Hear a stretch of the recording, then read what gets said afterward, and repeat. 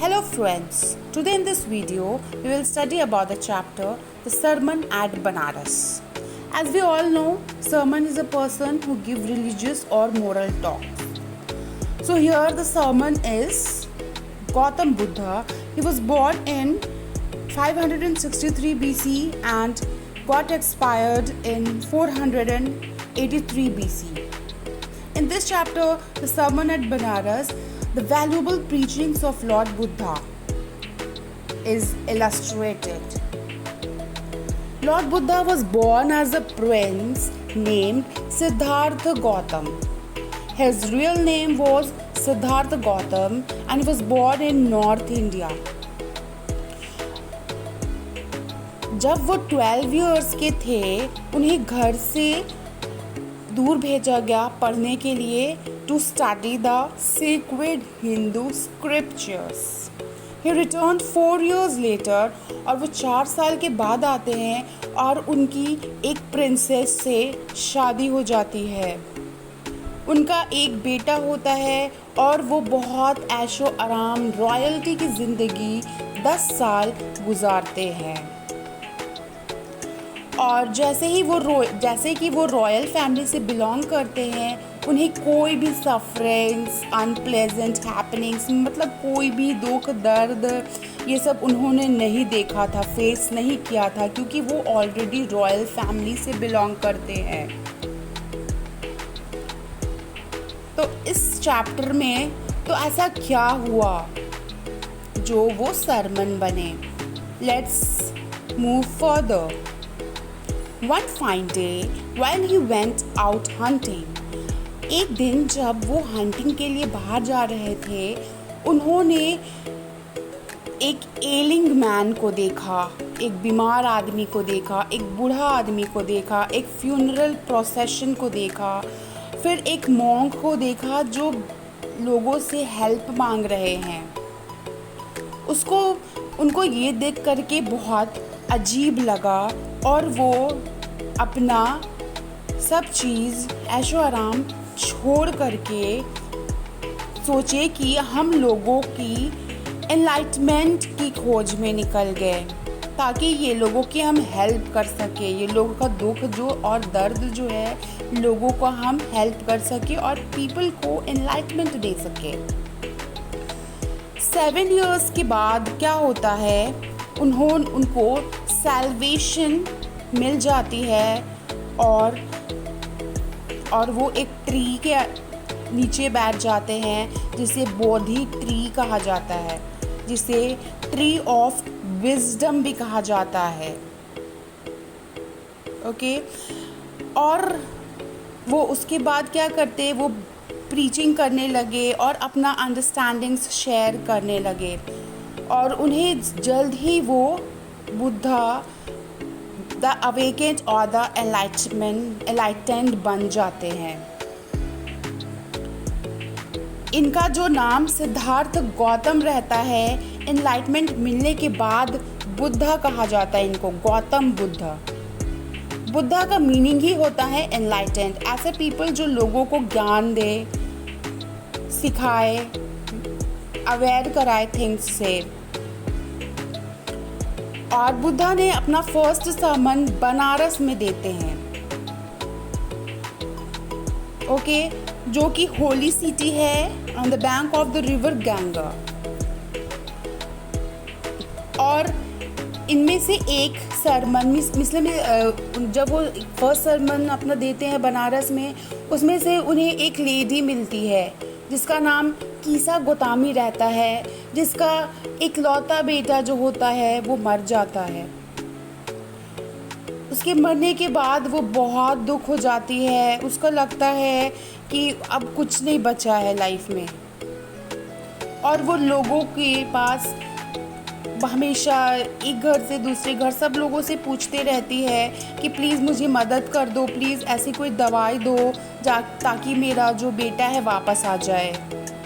Is it possible? No, क्योंकि मरने के बाद कोई वापस नहीं आ सकता. People thought that she had lost her mind going to her grief. लोग सोचते हैं कि क्या ये पागल हो गई है, क्या ये होशो हवास में है, अपने दुख की वजह से क्या ये पागल हो गई है, क्या दवा मांग रही है, सो ऑल दैट। ये बहुत परेशान रहती है और बहुत दुख दर्द में रहती है। और एक दिन एक मैन उन्हें मिलता है और वो कहते हैं कि तुम लॉर्ड बुद्धा के पास क्यों नहीं चली जाती, वो तुम्हें बहुत अच्छा गाइडेंस देंगे। तो वो लॉर्ड बुद्धा के पास चली जाती है और वो लॉर्ड बुद्धा उसे एक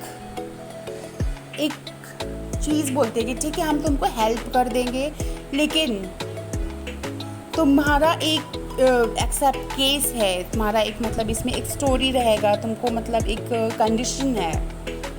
ओके, उसमें का ये कंडीशन रहता है कि तुमको ये जो मस्टर्ड सीड तुम किसी भी घर से ले आओ, लेकिन ऐसे घर से लाना जिसका ना कभी फादर है ना कभी फादर ने, ना कभी बच्चा, ना कभी पेरेंट, ना कभी दोस्त खोया हो।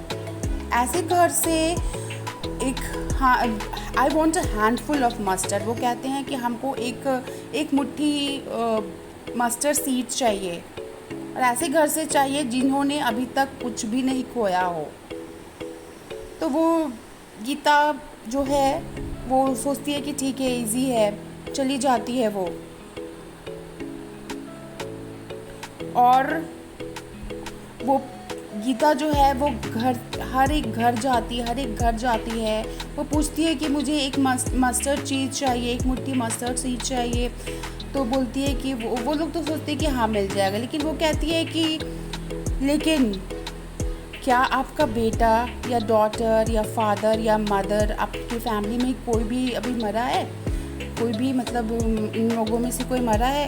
तो वो कहते हैं कि यस, हाँ, लेकिन बहुत सारे लोग मरे हैं, ऐसा कोई नहीं है कि अभी तक जो ज़िंदा है। कोई फैमिली ऐसी नहीं है जिसकी फैमिली में कोई नहीं, किसी का डेथ हुआ है। तो वो सोचती है कि कैसे क्या होगा ये।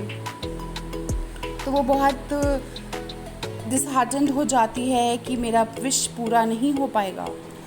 वो जब हर घर जा कर के ये पता करती है कि कोई किसी का डेथ हुआ है कि नहीं, तो ऐसा कोई पॉसिबिलिटी नहीं होता है, उसको कुछ ऐसा नहीं मिलता है।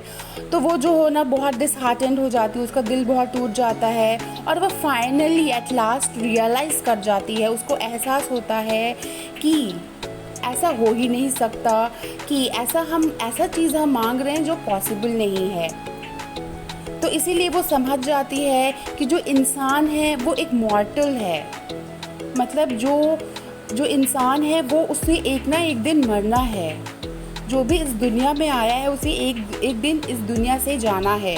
वो ये समझ जाती है, वो ये रियलाइज़ कर जाती है, उसे ये समझ आ जाता है। और यही लेसन जो है उसे गौतम बुद्ध सिखाना चाहते हैं कि लाइफ जो है वो एक दिन उसका अंत होता है, ठीक है, और उससे कोई बच नहीं पाता। और ये जो प्रोसेस ऑफ डेथ है इसमें हमारे हाथ में नहीं होता है, ये गॉड के हाथ में होता है। और वो डिसाइड करते हैं कि किसे ले जाना है नहीं जाना है। तो इसीलिए हम डिसाइड नहीं कर सकते, इसलिए every human being, every living being has to die one day. उसे ये समझ आ जाता है। एंड इसीलिए हम लोगों को अपना लाइफ रो करके या दुख में नहीं बिताना चाहिए। इससे हमारा जो पीस ऑफ माइंड है वो डिस्टर्ब होता है, और इससे हमारा बॉडी सफ़र करता है और हम लोग सिक एंड पेल दिखते हैं।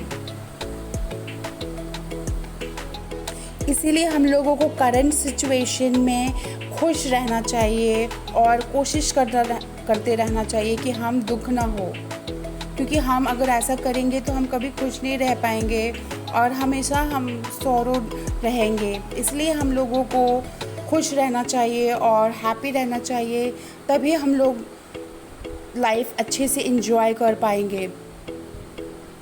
तो इसीलिए ये सरमन एट बनारस जो है, ये सरमन गौतम बुद्धा होते हैं, जो कि वो गीता कौशाम्बी को एक अच्छा लेसन दे करके उसे समझाते हैं कि आपको ज़िंदगी का जो सच है उसको समझना होगा।